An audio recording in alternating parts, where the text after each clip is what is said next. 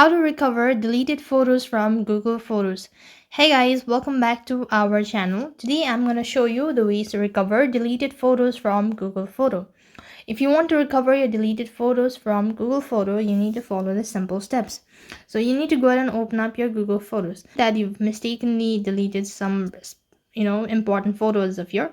Now I'm going to go ahead and press this and tap the three dot and go to, then click on the bin icon at the bottom and you can see this is deleted, which also says that move to bin. So if you go ahead and if you have actually moved the particular photo to your bin, then what you need to do is to restore it or to recover it. You could go and find it out in the bin section.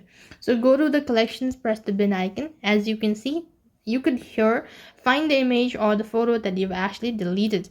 So you could also read the statement mentioned above that says backed up item will be permanently deleted after 60 days in the bin, and items that aren't backed up will be deleted after 30 days.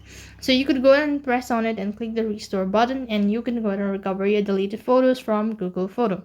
That's all for this video. I hope the video was helpful. Make sure to like, share and subscribe to our channel. Thank you for watching. See you in the next video.